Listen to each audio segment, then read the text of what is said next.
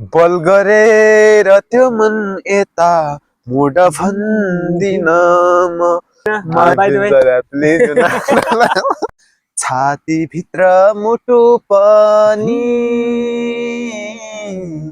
तिमीलाई बोला लास्टमा कटाउनु होला लास्टमा के छैन चरीले त छाडेर गयो गयो। नमस्ते एभ्रिवान, म चाहिँ आर्यन पुन मगर। तपाईहरु कस्तो हुनुहुन्छ? आई होप पक्कै पनि सबैजना सन्चै हुनुहुन्छ होला। म पनि एकदमै सन्चै छु साथी। र हाल खबरको कुरा गर्नु पर्दा म चाहिँ अहिले ठ्याक्कै भन्नु पर्दा गुरबाकोट नगरपालिका 12 मा आइरहेको छु। किन आएको छु भन्दाखेरि चाहिँ मैले चाहिँ धेरै पहिला चाहिँ एकजना साथीलाई चाहिँ हैन भेट्ने इच्छा चाहना राखेको थिएँ। आज इच्छा पूरा भएको छ भनौँ। किन भन्दाखेरि चाहिँ उहाँ साथी चाहिँ मेरै यही नजिकै हुनुहुन्छ र उहाँको परिचय लिन चाहन्छु। स्वागत छ उहाँलाई चाहिँ। धन्यवाद मलाई यहाँसम्म बोलाउनु भएकोमा। अनि हजुरलाई चाहिँ मैले धेरै भेट्ने इच्छा चाहना थियो हैन, अहिले चाहिँ पूरा भएको छ। अनि हजुरलाई चाहिँ कस्तो छ त? अहिले कस्तो लागिरहेछ? मलाई एकदमै ह्याप्पी महसुस भइरहेछ हैन, किनकि अब तपाईसँग यसरी बोल्न पाउँदा, तपाईसँग भेटेर हैन एकदम खुसी लागेको छ। केही कुराहरू तपाईसँग सिक्न पाउँदा अनि तपाईले पनि भनिरहेका कुराहरूलाई हैन मनन गर्न पाउँदा निकै खुसी लागिरहेको छ। पक्कै पनि। अनि त्यसैगरी चाहिँ अब हामी चाहिँ उहाँसँग के कला प्रस्तुतहरू छ कि छैन हैन त्यो पनि जान्ने प्रयास गर्नेछु। मैले चाहिँ उहाँको सामाजिक सोशल मिडिया प्लेटफर्महरुमा हेरेको छु। फेसबुक पेजमा चाहिँ एमन्यू भ्लग छ हैन, उहाँले पनि राम्रो राम्रो कन्टेन्टहरु बनाउनुहुन्छ, दर्शकहरुलाई पनि आकर्षण गर्नुहुन्छ। अनि सँगसँगै चाहिँ उहाँले चाहिँ यहाँ आज के प्रस्तुत देखाउनुहुन्छ भन्ने हामीलाई जिज्ञासा होला। पक्कै पनि त्यो जिज्ञासा अब उहाँले देखाउनुहुन्छ है त। के ट्यालेन्ट छ देखाइदिनु होला। मसँग खासमा यो मेरो बच्चैदेखि गीत गाउने भन्ने एउटा हैन सोचमा हिँडिरहेको मान्छे हो म। अब अहिले चाहिँ अलिकति यो मेलाको माहौल ताउल चिसो समय हो नि त हैन, त्यही भएर पनि भोइसमा हल्का त्यति अब राम्रो तपाईहरुले सोचे जस्तो गीत गाउन नसकुला। तै पनि एउटा दुईटा गीतहरु अब तपाईले भनिसक्नुभयो, गाउँछु कि भन्ने आशा चाहिँ छ। तर हजुर ठीक छ, पक्कै पनि। तपाईसँग केही प्रतिभाहरू छन् भने एकचोटि सुनाइदिनु हैन, हाम्रो दर्शकहरुलाई पनि देखाइदिनुस्। अनि उहाँ दर्शकहरुले कस्तो मान्नुहुन्छ के थाहा, आउने दिनहरुमा अझै फेरि उहाँको अझै अरु कलाहरु पनि ल्याउनुस् भन्नु हुने हो कि त्यही भएर एकचोटि आफ्नो कला देखाइदिनुस्। ल एउटा गीत गाउँछु है त, सबैजनाले सुनिदिनु होला। चरीले त छाडेर गयो सम्झना चाहिँ डालीमै रहिरह्यो, सम्झना चाहिँ डालीमै रहिरह्यो। नाता टुट्यो पराई भइगयो एउटा नाता मनमा चाहिँ रहिरह्यो, एउटा नाता मनमा चाहिँ रहिरह्यो। वाह वाह वाह, देख्नुभयो दर्शकबिनहरु, मैले तपाईलाई उस्तो कस्तो कन्टेन्ट ल्याउँदिन। ल्यायो भने पक्कै पनि प्रतिभाशाली भएको मान्छेहरुलाई ल्याउँछु हैन। अनि जस्तै आज मैले मेरो साथीलाई पनि ल्याएको छु र तपाईले यो स्वर सुनिसक्नु भएको होला। कुनै कलाकार भन्दा पनि फरक नपर्ला, किन भन्दाखेरि चाहिँ उहाँको स्वर एकदमै मिठो छ र उहाँको इच्छा चाहना भनेको सानैदेखि गाउने यतितिर रुचि थियो भनौँ। तर अब घरको अवस्थाले हैन त्यस्तै अब परिस्थितिले गर्दा उहाँ चाहिँ अगाडि बढ्न सक्नु भएन। त्यही भएर हाम्रो यो भनौँ न अब साथीलाई चाहिँ अगाडि बढाउने हजुरहरुको हातमा भर पर्छ। त्यसै कारणले गर्दा हजुरले पनि जतिसक्दो सपोर्ट गरिदिनु होला उहाँ जस्तो मान्छेलाई, मल्टी ट्यालेन्ट भएको मान्छेलाई चाहिँ। अनि त्यही भन्न चाहन्छु, सकेसम्म यो भिडियोलाई लाइक शेयर अनि फलो गर्न चाहिँ नभुल्नु होला साथीहरु। अनि आफूलाई केही जनगुनासार छन् भने पक्कै पनि कमेन्ट मार्फत कमेन्ट गर्न सक्नुहुन्छ। सँगसँगै म उहाँको परिस्थितिको बारेमा सोच्दैछु हाम्रो मान्छे सरलाई चाहिँ। अनि हजुरको चाहिँ सानैदेखि इच्छा चाहना यतैतिर थियो त? मेरो बच्चैदेखि यही हल्का कलाकारी क्षेत्रमा हैन। हजुर। अब छिरेर नै अगाडि दर्शकहरु माझ चिनिन पाऊँ हैन, गीत गाउन पाऊँ, सबैलाई इन्जोय तथा इन्टरटेनमेन्ट दिउँ जस्तो भावना चाहिँ मेरो सानैदेखि नै आएको हो र मेरो अहिले पनि त्यही छ सोच। तर खासै परिवर्तन चाहिँ हुन सकेको छैन। त्यो मैले गर्दै गइरहेको छु, हार मानेको छैन। पक्कै पनि हार नमान्नु होला, प्रयास गर्दै जानु होला, किनकि कोसिस गर्नेवालाको कहिले पनि हार हुँदैन। अनि त्यही कारणले गर्दा चाहिँ उहाँले प्रयास गरिरहनु भएको छ, आफूले सकेसम्म स्ट्रगल गरिरहनु भएको छ होइन। त्यही कारणले गर्दा अब हजुरहरूले पनि धेरै सपोर्ट गरिदिनु होला उहाँ जस्तो मान्छेलाई चाहिँ। अनि सकेसम्म उहाँको फेसबुक पेज हेर्न चाहनुहुन्छ भने याम न्यू भ्लग सर्च गरेर पनि हेर्न सक्नुहुन्छ पक्कै पनि। उहाँको आवाजलाई तपाईँले कस्तो लागिरहेछ होइन, अब त्यही अनुसार प्रतिक्रिया पनि दिनु होला साथीहरू। अनि यो भिडियोलाई सकेसम्म आफ्नो साथीहरूसँग पनि सेयर गरिदिनु होला भन्न चाहन्छु। अनि उहाँको घरको परिस्थितिको बारेमा पनि बुझ्न चाहन्छु हामी चाहिँ।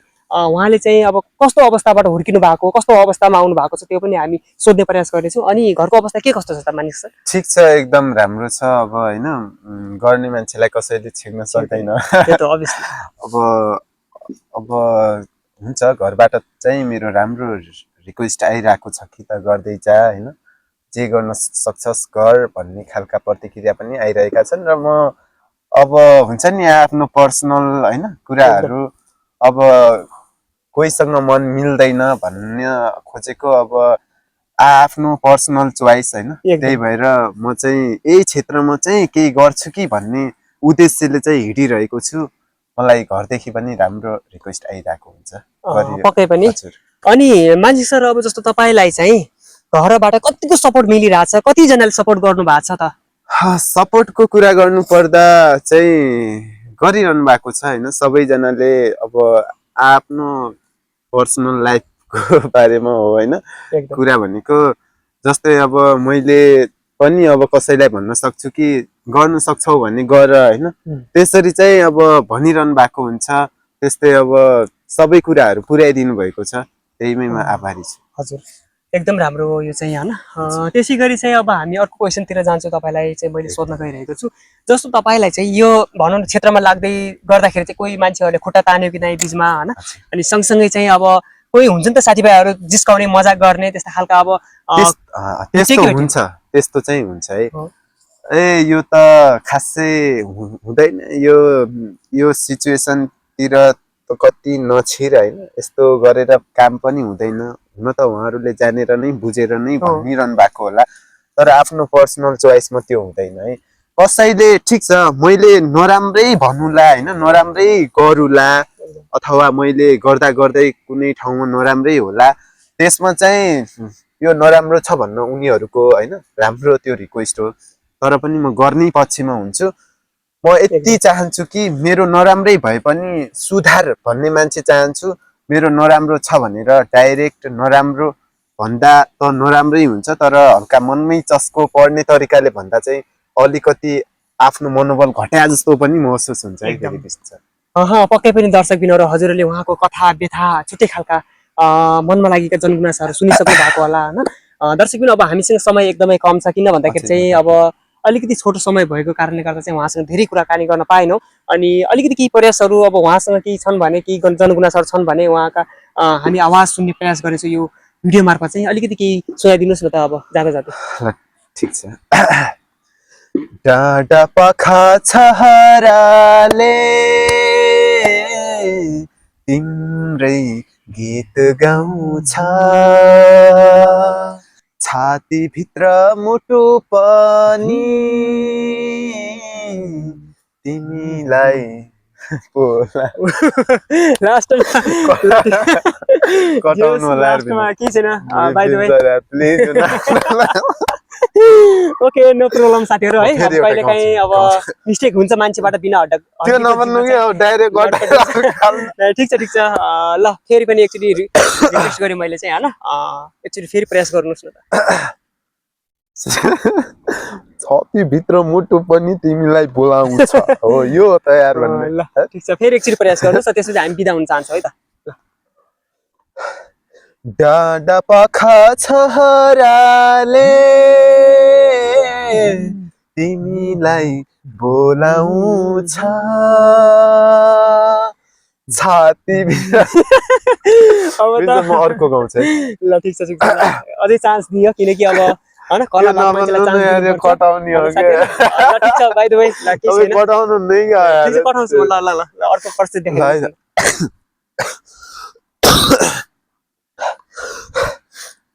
बल गरेर त्यो मन यता मोड भन्दिन म माया श्वास ओहो हाम्रो आज झन् मनका कथा बेता सुनेको हाम्रो मान्छे सर आज यस्तो हालतमा पो आइयो त भनेपछि मान्छे लास्ट बुकिङ वाला रहेछ नि त्यो एकदम खुसी लाग्यो साथीहरु ठिक छ रमाइलो पनि गर्नुपर्छ लाइफमा कहिले काहीँ है साथीहरु त्यो नभन्नु के कटाउने हो पुरै यार ल एउटा प्रस्तुत देखाइदिनुस् न त लास्ट है त ल सिरियसली बल गरेर त्यो मन यता मोड भन्दिन म माया गर्छौ थाहा छ मलाई छोड भन्दिन म तर खुसी अन्तै मिल्छ भने तिमीलाई धेरै खुसी अन्तै मिल्छ भने तिमीलाई तपाईँ किन हाँस्नुहुन्छ कि यार ल दर्शक ल धन्यवाद एकदमै रमाइलो भयो भिडियो चाहिँ हैन कस्तो लाग्यो गीत गाए नि म सुझाव सल्लाह प्रतिक्रिया सायरी हान्दिउ त भन्दै अहिले हामीसँग छोटो समय अब हजुरबाट बिदा हुन चाहन्छु यति भन्दै बिदा हुन चाहन्छु हस्त